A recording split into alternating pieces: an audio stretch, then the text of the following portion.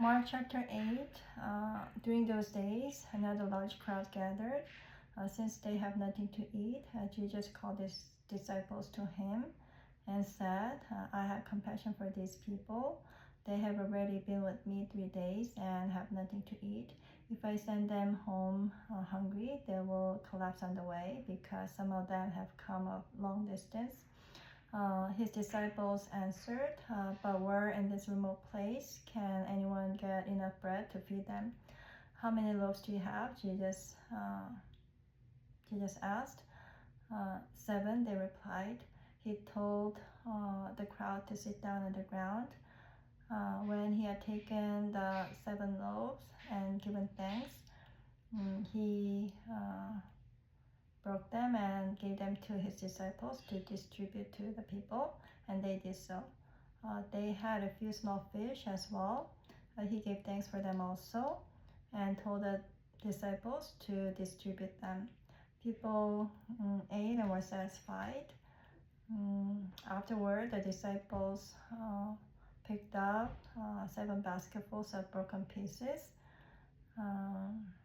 that were left over. About 4,000 were present.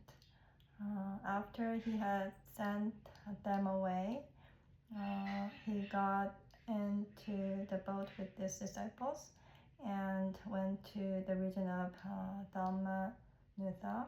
The Pharisees came and began to question Jesus to test him. They asked him for a sign from heaven. He sighed deeply and said, why does this generation ask for a sign? Truly I tell you, no sign will be given to it.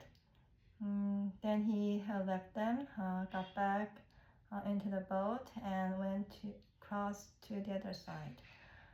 The disciples had forgotten to bring bread except for 1 loaf they had with them in the boat.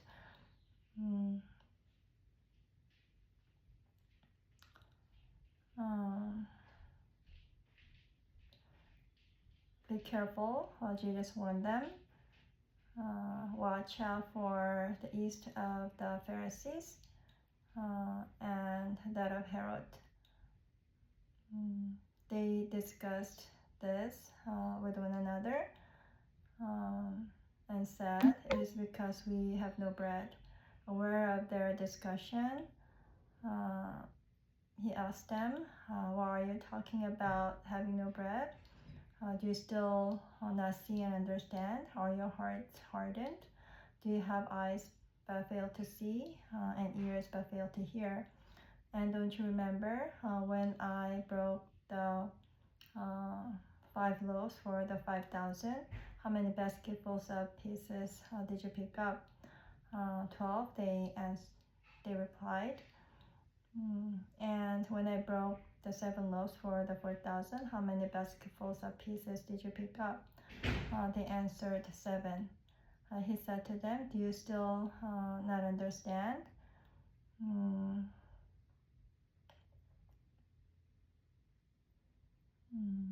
They came to Bethsaida, and some people brought a blind man and asked Jesus to touch him. He took the man by the hand and led him outside the village. When he had spit on the man's eyes and put his hands on him, Jesus asked, do you see anything? He looked up and said, I see people. They look like trees walking around. Once more, Jesus put his hands on the man's eyes. Then his eyes were opened, his sight was restored, and he saw everything clearly. Jesus sent him home, saying, don't even go into the village. Jesus and his disciples went on to villages around Caesarea Philippi. On the way, he asked them, who do people say I am?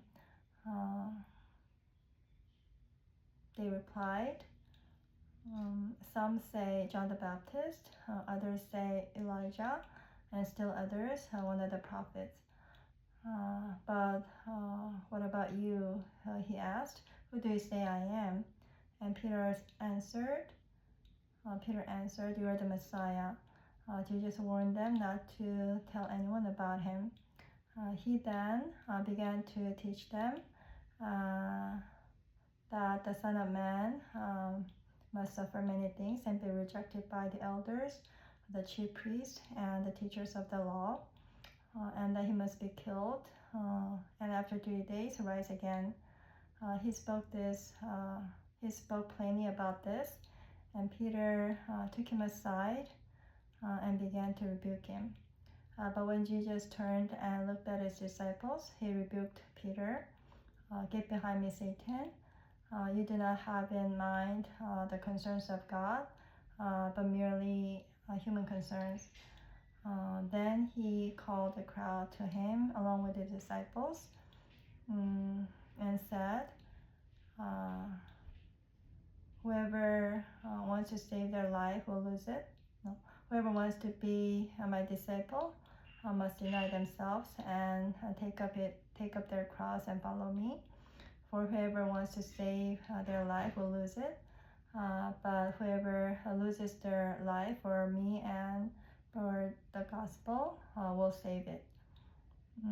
What good is it for someone to gain the whole world yet forfeit their soul?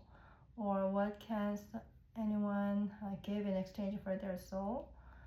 If anyone is ashamed of me and my word in this adulterous and sinful generation, the Son of Man